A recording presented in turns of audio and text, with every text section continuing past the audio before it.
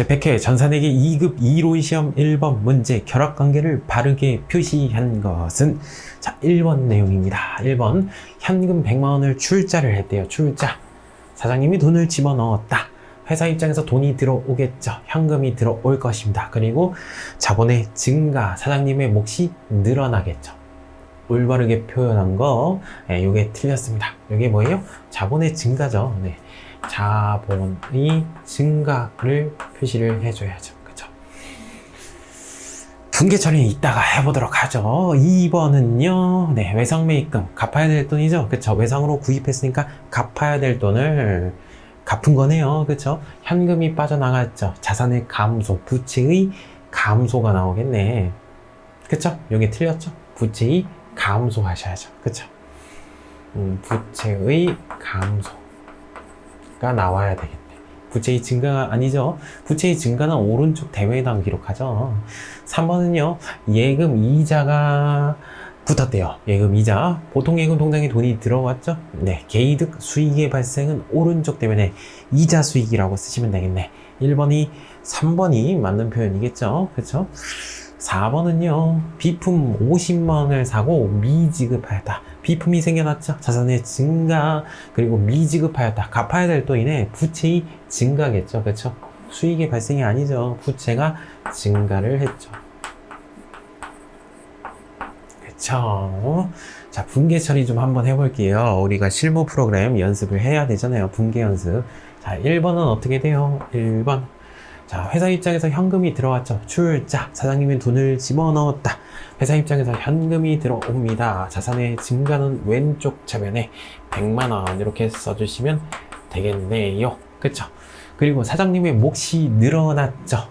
회사에다가 돈을 집어넣었으니까 사장님의 몫이 늘어났을 거 아닙니까? 자본의 증가는 오른쪽 대변에 자본금이라는 단어를 쓰죠. 자본금.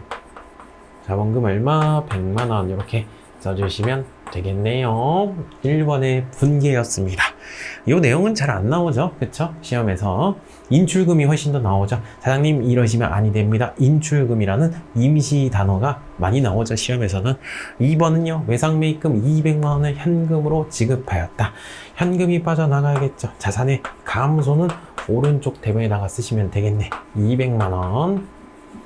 그리고 외상매입금 갚아야 되는 의무가 사라졌죠. 부채의 감소는 왼쪽 차변에 외상매입금이 사라집니다. 부채의 감소는 왼쪽 차변에 외상금액을 지급할 의무가 사라집니다.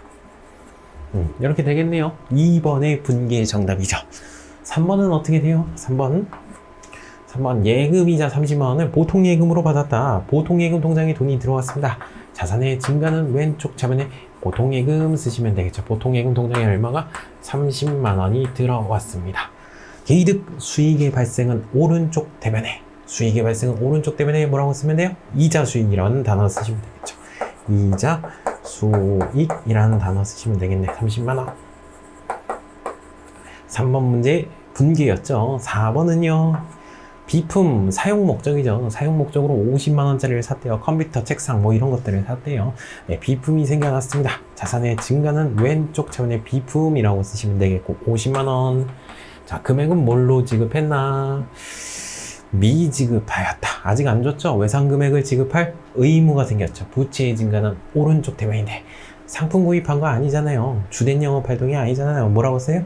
미지급금이라는 단어를 쓰죠. 미지급금이라는 단어를 쓰죠. 50만원 이렇게 분계 처리 해주시면 되겠네요. 그렇죠? 그리고 실무 프로그램 입력하실 때 채권, 받아야 될 돈, 채무, 갚아야 될 돈에 대해서 거래처 등록하시잖아요. 그렇죠? 채무, 채무 거래처 등록해 주셔야 되겠네. 되세요? 네, 1번에 3번이 맞는 내용이죠. 제100회 전산회계 2급 2론 시험 2번 문제. 다음 중 일정 기간 동안 1월 1일부터 12월 31일까지 일정 기간 동안 사업에 대한 성과, 경영 성과를 나타내주는 재무보고서. 이게 뭐예요? 손익계산서죠. 손익계산서, 손익계산서입니다. 일정 기간의 경영 성과를 나타내주는 보고서죠. 거기에 나타나는 계정 과목 단어로 올바른 것은 거기 나오는 단어, 매출원가 나오죠? 네. 매출액도 나오죠? 근데 미지급 비용에 집중하지 말라고 했었죠? 네. 미지급금, 미지급. 이거 부채네, 부채. 되세요? 미수 수익에 집중하지 말라고 했죠? 미수금. 그쵸? 자산이죠, 이거는. 그쵸? 3번이 맞겠네요. 3번이 손익계산서. 이거 비용이고, 이것도 비용이다. 그쵸? 이거는 영업 외 비용이겠죠. 그쵸? 3번이 정답이겠죠. 정답은 3번. 4번은 상품이죠. 상품. 자산이잖아. 자산. 판매 목적으로 구입한 거, 자산. 2번의 정답은 3번이 손익계산서 항목들입니다. 제100회 전산회계 2급 이론시험 3번 문제. 다음 중 재무상태표상 유동자산으로 분류되는 단어가 아닌 것은. 유동자산이 뭐죠? 1년을 기준으로 나눠주죠. 자산도요. 1년 안에 현금이 되거나 쓸 것으로 예상하면 유동자산. 1년 이후에 현금이 될 거나 쓸 것으로 예상하는 것 비유동자산. 1년을 기준으로 나눠집니다. 그게 아닌 것은 그러니까 비유동자산 고르라는 거네요. 그렇죠? 1년 이후에 현금이 되는 거.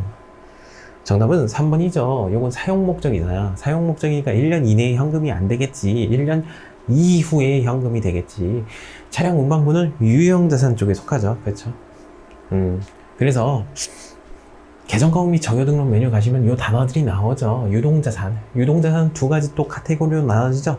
당자산하고 재고자산. 그렇죠? 판매 목적으로 구매하는 거 재고자산이 아닌 게 당자산. 됐어요? 당자산 카테고리 찍어보시면 외상매출금 나오고요. 상급비용 나오고요. 재고자산 찍어보시면 판매 목적으로 보유하는 거 상품이라는 단어가 나오겠죠.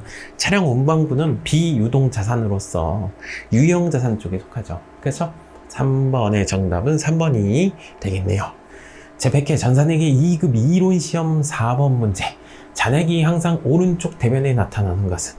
자산하고 비용은 왼쪽에 잔액이 나타나겠죠. 그렇죠? 부채, 자본, 수익 같은 경우는 잔액이 오른쪽에 나올 거 아닙니까?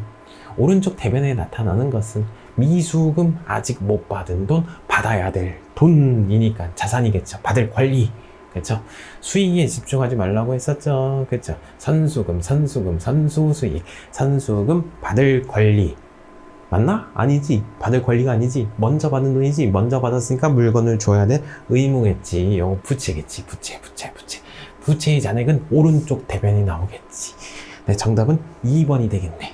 3번은요, 상급 비용에 집중하지 말라고 했었죠. 상급금, 계약금을 먼저 줬으니까 물건을 받을 권리가 생겼지. 권리, 자산이죠. 자산. 수익에 집중하지 말라고 했죠. 미수금. 아직 못 받은 돈 받을 권리가 생겼네. 자산이겠지. 1번, 3번, 4번은 자산이겠고, 2번은 부채잖아요. 그쵸? 잔액이 항상 오른쪽에 나오잖아요. 부채는. 자산은요, 잔액이 항상 왼쪽에 나오게 됩니다. 4번의 정답은 2번이 되겠습니다. 그래서 잔액들, 이거 은근히 많이 나오죠. 이거 회차마다 풀 때마다. 그쵸? 자산의 잔액, 비용의 잔액은 왼쪽에 나타나게 됩니다. 그리고 부채하고 자본하고 수익의 위치 자체가 오른쪽이기 때문에 잔액은 오른쪽에 나타나게 됩니다. 제100회 전산회계 2급 이론시험 5번 문제. 다음 중 손익계산서에 대한 설명으로 옳지 않은 것은. 일정 기간 동안 경영성과에 나타내주는 보고서이다. 맞는 표현이죠. 2번은요, 손익계산서에 보고되는 비용은 수익을 창출하기 위해서, 벌기 위해서 희생된 가치를 비용이라고 하죠. 맞는 표현이죠. 3번, 수익은 한 회계 기간 동안, 그렇죠. 한 회계 기간 동안 발생한 경제적 효익의 증가분, 번 거를 얘기한다. 맞는 표현이죠. 네, 4번이 틀렸겠네요. 손익계산서는 1월 1일부터 12월 31일까지 발생한 기간의 발생주의에 의해서 우리가 기록을 해두잖아요. 손익계산서에 보고되는 당기순이익은 현금주의가 아니죠. 일단 발생주의겠고, 현금주의에 의해서 작성될 때보다 항상 크게 보고되는 특징이 있다. 아니에요. 크게 보고된 것도 아니고요. 작게 보고되는 것도 아니에요. 발생한 기간에 기재를 하게 되겠죠. 항상 크게 보고되는 건 아니에요. 그렇죠? 네, 5번의 정답은 4번이 옳지 않은 표현이 되겠습니다. 제100회 전산회계 2급 이론시험 6번 문제. 계정 과목의 뜻으로 옳지 않은 것은 단어들이 쭉 나와 있습니다. 그쵸? 통신비, 통신에 대한 지출이죠. 통신에 대한 지출 뭐가 있나? 전화요금, 휴대폰요금, 인터넷요금. 그리고 옛날에 이런 것들이 없었잖아요.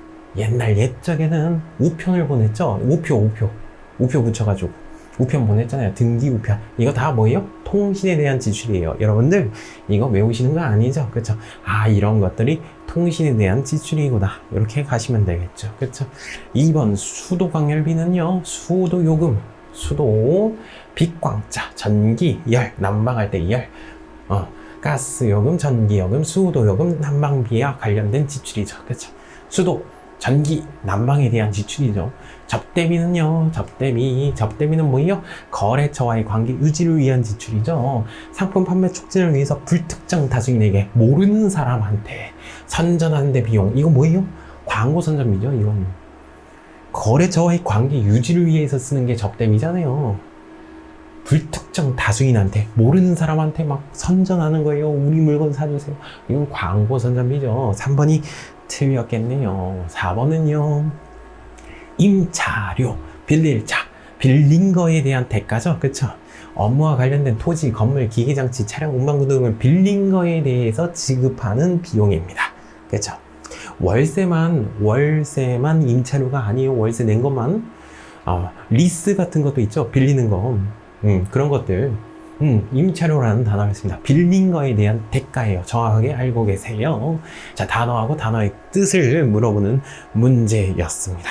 6번의 정답은 3번이 틀렸네요. 3번은 광고 선전비예요. 자, 100회 전산회계 2급 이론시험 7번 문제. 매출 원가를 계산하면 얼마인가? 매출 원가, 상품의 매출 원가를 계산하래요. 전기 2월에 막 기말 이렇게 나와 있네. 자, 그러면 상품 T 한번 그려보자. 상품 T 자산이죠. 자산의 증가는 왼쪽 차변에, 자산의 감소는 오른쪽 대변에. 들어온 거 왼쪽에다 기록하고 나가는 거 오른쪽에다 기록한다. 상품의 전기 2월액, 저게 뭔 뜻이에요? 작년도가 전기죠. 전기 작년도에 넘어온 금액이잖아. 그러니까 올해는 1월 1일이잖아. 그쵸? 작년도 12월 31일 날 얼마가 있었어요? 35만 원 있었잖아. 작년도에 2월 한 금액. 그쵸? 1월 1일이겠죠. 35만 원.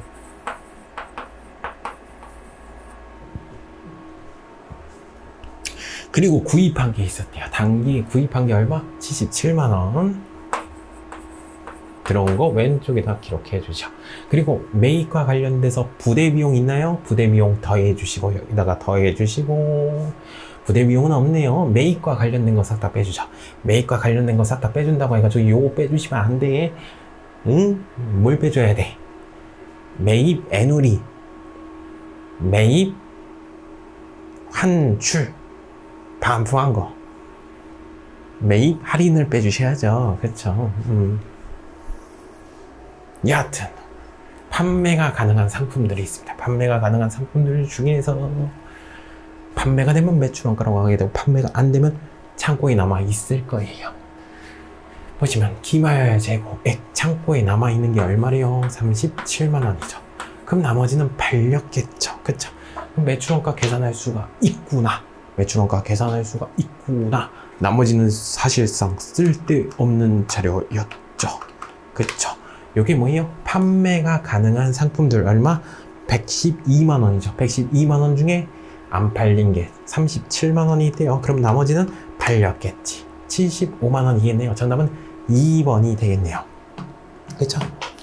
정답은 2번 75만 원이 되겠습니다. 매출 원가는 얼마? 75만 원. 그쵸? 나머지는 사실상 쓸데없는 자료였습니다. 근데 만약에 문제가 매출 원가를 물어본 게 아니라 마진은 얼마인가, 매출 총이익은 얼마인가 이렇게 물어볼 수도 있겠죠. 그쵸? 그거 대비를 하셔야 되겠지. 매출액, 소비자한테 판매한 금액 얼마예요? 120만 원. 물건을 판매하는데 원래 사온 가격 얼마? 75만 원이죠. 그럼 마진이 나오겠네요. 그리고 주의해야 될 점, 매출액 있죠? 매출과 관련된 거 싹 다 빼주셔야지. 매출 애누리, 매출 환입, 반품 들어온 거, 매출 할인, 그쵸? 그런 것들 빼주셔야죠. 그쵸? 그래서 마진이 나오겠죠. 이렇게까지 나올 수가 있다는 거예요. 120만 원 빼기 75만 원 빼시면요, 마진은 얼마? 45만 원이 되겠죠. 사실상 요거는 쓸데없는 자료들이었죠. 그쵸? 요것도 쓸데없는 자료이겠네. 이 문제상에서는. 그쵸? 네, 7번의 정답은 2번이 될 것입니다. 제100회 전산회계 2급 이론시험 8번 문제. 기계장치를 취득하였다. 근데 어떻게 했대요? 처분하였다. 기계장치를 취득했었는데 어떻게 했대요? 처분을 했대요. 다음 연도에 처분을 했네. 그래서 처분 손실이 나왔대요. 인식하였다. 동기계 처분 금액은 얼마인가? 얼마에 팔았는가? 이런 내용이죠. 그렇죠? 네, 한번 보도록 하죠. 자, 얼마에 취득했어요? 2천만 원에 취득했네요. 그렇죠? 2천만 원. 자, 2천만 원에 취득했고요. 자, 예상 사용 기간은 몇 년이래요? 5년이래요. 이 기계를 사용 소비할 것 아닙니까? 사용 소비해가지고 가치가 감소가 되겠죠. 그렇죠? 가치가 감소될 것이고 몇 년 동안? 5년 동안 가치가 감소가 될 겁니다. 5년 뒤에 중고나라에 얼마에 팔 수 있을 것 같아요? 50만 원에 팔 수 있을 것 같아요. 5년 뒤에. 되세요? 잔존가치 요거. 그리고 몇 년? 5년 동안 사용한다고 하니까 정액법이래. 똑같은 금액대로. 몇 등분 해주시면 돼요? 5등분 해주시면 되겠지. 하나, 둘, 셋, 넷, 다섯. 이렇게 5등분 해주시면 되겠지. 똑같은 금액대로 가치가 감소가 될 것 아닙니까? 이거 계산해 주시면 되겠죠. 자, 봅시다. 요 범위, 가치가 감소가 되죠. 그쵸? 요게 감가상각 대상 금액. 어떻게 계산합니까? 2천만 원에서 시등원가 빼기 얼마? 잔존가치 50만 원을 뺀 거죠. 그 범위가 무슨 말이에요? 0에서부터 2천만 원 그리고 50만 원만큼 빼주면 여기 금액이 나오잖아. 감가상각 대상 금액. 그쵸? 이걸 몇 등분 해주시면 돼요? 5년 동안 사용한다고 하니까 5등분 해주시면 되겠죠. 나누기 5. 5년으로 나눠주시면 뭐가 나와요? 1년 동안 가치 감소분이 나오죠. 그쵸? 이거 계산해 주시면 되겠죠. 첫 번째 연도의 가치 감소분 얼마? 2천만 원 빼기 50만 원 나누기 5를 하시면 390만 원 나오죠. 390만 원. 맞습니까? 첫 번째 연도의 가치 감소분이 얼마? 350만 원 맞습니까? 맞죠? 언제 취득했어요? 1월 1일 날 취득했잖아. 1월 1일 날 취득했고 다음 연도 1월 1일 날 처분했대요. 다음 연도 1월 1일 날. 그럼 얼마만큼 사용 소비가 된 거예요? 390만 원만큼 사용 소비가 된 것이죠. 390만 원만큼 가치가 감소하겠죠. 그쵸? 요때 어떻게 했어요? 요때 처분했잖아요. 요때 처분을 하였다. 처분을 했는데 뭐가 나왔어요? 손해가 발생하였다. 손해 얼마? 30만 원만큼 손해가 발생했다. 잠깐, 요때의 장부가액 계산해 봅시다. 어떻게 계산해요? 2천만 원에서 390만 원만큼 가치가 감소했으니까 빼주시면 되겠죠. 그쵸? 계산, 장부 금액을 계산하게 되면은 1610만 원이겠네요. 처분했을 때 1610만 원만큼 기계장치 가치겠죠. 그쵸? 이게 장부가액이죠? 이걸 얼마에 팔았어요? 30만 원에 30만 원만큼 손해가 발생했다. 30만 원만큼 손해가 발생했습니다. 그럼 얼마에 팔았다는 겁니까? 얼마에 팔았다는 겁니까? 그걸 계산하는 거죠. 그쵸?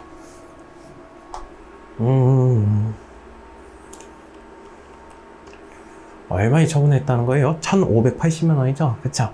1580만 원. 1580만 원에 처분을 했으니까 1610만 원짜리 가치를 1580만 원에 팔았으니까 30만 원만큼 손해가 났죠? 유형자산 처분 손실. 맞죠? 정답은 2번이 되겠죠. 정답은 2번. 제100회 전산회계 2급 이론시험 9번 문제. 아주 문제 잘 냈습니다. 네, 이거 출제하신 분들 네, 복 받으실 거예요. 아주 그냥.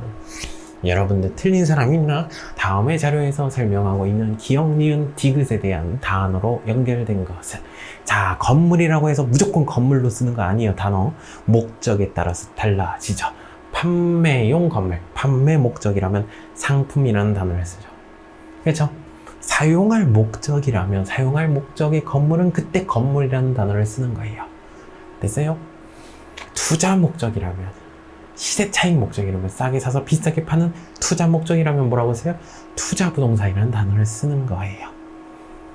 건물 나왔다고 해서 무조건 건물이 아니에요. 목적에 따라서 달라진다니까. 그거 있었죠. 주식도 마찬가지죠. 단타 목적으로 주식을 구입했으면 단기 매매 증권이죠. 장기 투자 목적으로 주식을 구입했으면 매도 가능 증권이라는 단어를 쓰죠. 보유 목적에 따라서 단어들이 달라지는 거예요. 자, 우리 회사가 회식을 했대요. 회식을 했어요. 단어 뭐예요? 몰라요. 우리 회사 직원과 회식을 했으면 복리후생비. 거래처와 회식을 했으면 접대비라는 단어를 쓴다니까요. 목적에 따라서 달라진다니까. 무조건 건물 나오면 건물이 아니에요. 문제 아주 잘 냈어요. 9번의 정답은 2번입니다. 제100회 전산회계 2급 이론시험 10번 문제. 성격이 다른 단어는 무엇인가? 라는 것이죠. 이거 다 900번대, 800번대. 거의 다 그런 문제들이에요. 회계 2급이. 그쵸? 900번대죠. 대표적인 영업 외 비용이죠. 이자 비용, 이자 수익. 그쵸? 영업과 관련이 없죠. 자, 외환 차손이 뭐냐면요. 환율에 의해서 손해가 난 거예요.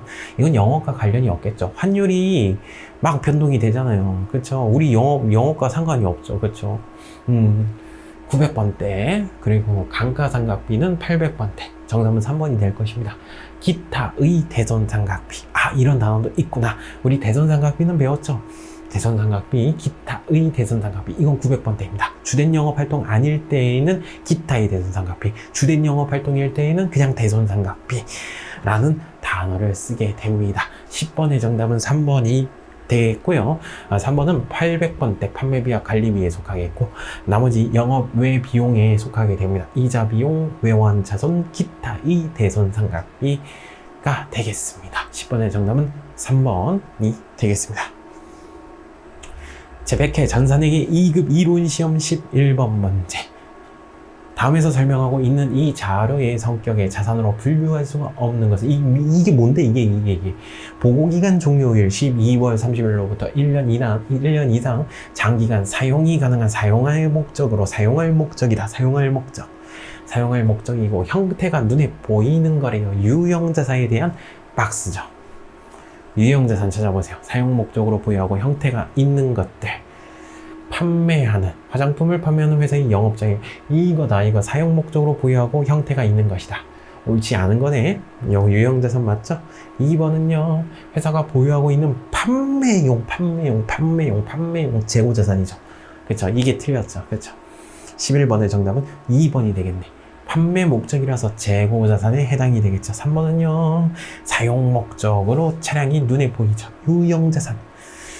자동차 판매회사가 보유하고 있는 영업용 사용 목적으로 토지를 구매했다.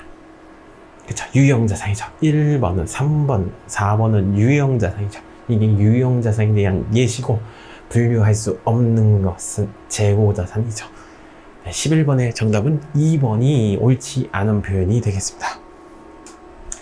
제100회 전산회계 2급 이론시험 12번 문제. 유형자산을 처분을 했고요.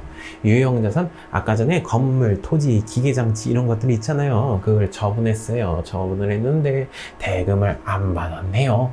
그때 쓰는 단어로 올바른 것은 주된 영업활동이 아니죠. 그쵸? 상품을 판매하는 게 주된 영업활동이죠. 토지, 기계장치를 판매하는 거는 주된 영업활동이 아니죠. 사용 목적이었었잖아요. 그쵸? 그때 쓰는 단어가 뭐예요? 미수금이라는 단어를 쓰죠. 그쵸? 미수금. 매출채권은 언제 쓰는 거예요? 주된 영업활동일 때 쓰는 것이죠. 그쵸? 이건 결산 때 나오는 것이고. 그쵸? 그리고 매출채권은 두 가지로 구성되죠. 입으로 한 거 외상매출금, 각서를 받아낸 거 받으러움이 있었죠. 그쵸? 12번의 정답은 3번이 될 것입니다. 주된 영업활동이 아니기 때문에 미수금이라는 단어를 써줬었죠. 제100회 전산회계 2급 이론시험 13번 문제입니다. 13번 문제. 외상매입금 미치는 영향입니다. 미치는 영향 미쳐버릴 것 같아요. 다음 중 외상매입금을 조기에 지급했대요. 외상매입금이 뭐죠? 외상매입금, 외상금액을 지급할 의무죠. 갚아야 될 돈이죠. 빨리 갚았대요. 빨리 갚아가지고 할인을 받았대요. 이를 영업의 수익으로 처리했대요. 잘못 처리한 겁니다. 영업의 수익으로 처리했을 때 손익계산서에 미치는 영향으로 옳지 않은 것은 라고 되어 있습니다. 자, 한번 해보도록 할게요. 원래 이거 어떻게 하죠? 상품 뒤에 해가지고 들어온 거 왼쪽에, 나가는 거 오른쪽에 하죠. 그리고 매입과 관련된 거, 매입가액에다가 부대 비용 더해준 다음에 매입과 관련된 거 싹 다 빼줬죠. 그래서 매입 할인도 여기서 빼줬어야 되죠. 그쵸? 매입 할인 여기서 빼줬어야 되는데 안 빼줬대요. 안 빼주고 비용으로, 수익으로 처리했대요. 이게 안 빼줬잖아. 안 빼줬다니까. 안 빼줬다고 그냥 늘어나겠지. 안 빼줬잖아. 늘어나겠지. 그럼 어떻게 되겠어? 매출원가가 늘어나겠지. 그죠? 매출원가가 늘어나겠지. 과대계상. 매출원가가 늘어나니까 어떻게 돼? 마진은 줄어들겠지. 그쵸? 매출 총이익이 과소계상되죠. 그쵸? 영업이익도 과소계상되겠네요. 중간에 있지만. 영업이익도 과소계상되죠? 근데 수익으로 처리했잖아. 영업 외 수익에 처리했잖아. 영업의 수익으로 처리하니까 똑같겠죠. 당기순이익은. 당기순이익이 과소계상도 아니고 과대계상도 아니고 당기순이익은 일정 하나가 맞는 표현이겠지. 굉장히 어려웠던 문제입니다. 13번의 정답은 4번이 될 것입니다. 정답은 4번. 제100회 전산회계 2급 1호 시험 14번 문제. 전기한 것으로 가장 적절한 것은 전기 찌릿찌릿 시그널 보냅시다.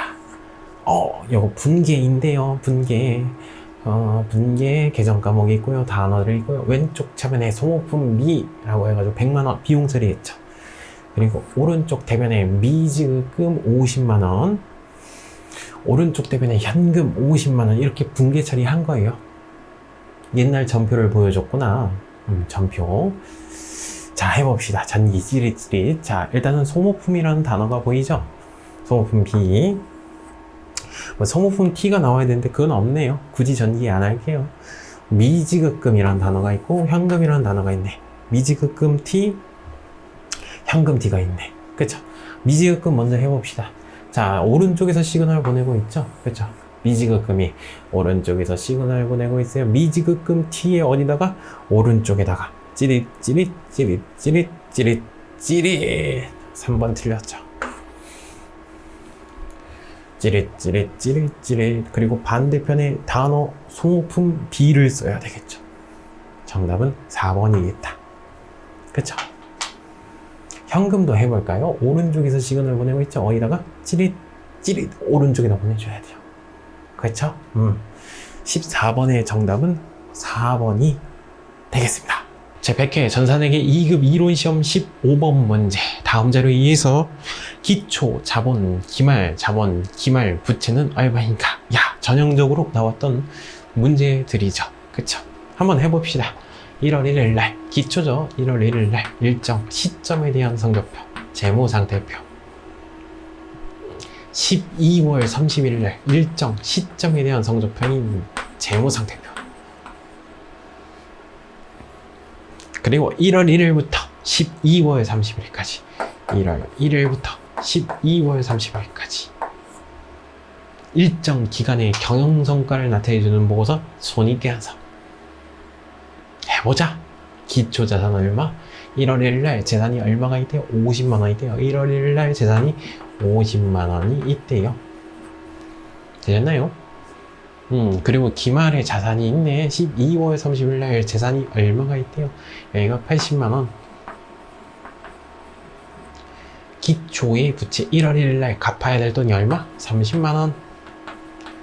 요거 구할 수는 있겠네요. 이따가 해보도록 하고. 그리고 번거 1월 1일부터 12월 31일까지 번 게 얼마? 100만원이죠. 수익이 얼마? 100만원. 그리고 1월 1일부터 12월 30일까지 쓴 거 얼마? 80만원. 그럼 얼마만큼 남긴 거예요? 20만원만큼 남겼겠죠. 그쵸? 요거 먼저 해볼게요. 20만원만큼 남겼습니다. 그쵸? 뭘 구할 수 있어요, 이제? 요거 구할 수 있겠네요. 그쵸?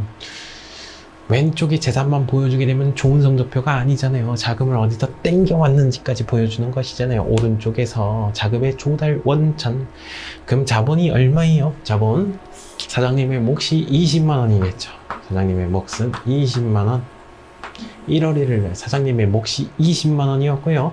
1월 1일부터 12월 31일까지 얼마를 남겼어요? 20만 원만큼 남겼으니까 12월 30일 날 사장님의 몫이 어떻게 돼요? 늘어나겠죠. 40만 원이 될 것입니다. 그쵸? 그럼 이것도 구할 수가 있겠네요. 왼쪽 금액의 합계하고 오른쪽 금액의 합계가 같아야 되니까 기말부채는 얼마예요? 40만 원이 되겠죠. 계산했네. 기초자본 얼마예요? 기초자본 20만 원. 기말자본은 얼마예요? 40만 원이죠. 기말부채는 얼마예요? 40만 원이죠. 그쵸? 그래서 15번의 정답은 3번이 될 것입니다. 그쵸? 그리고 이런 문제도 나오죠. 중간에 사장님이 돈을 집어넣었다. 출자했을 때 사장님의 몫이 더 늘어나겠죠. 그리고 사장님이 돈을 빼갔다. 인출. 사장님의 몫이 더 줄어들겠죠. 그렇죠? 요거 섞여가지고 문제가 나올 수도 있어요. 충분히 대비하고 들어가세요.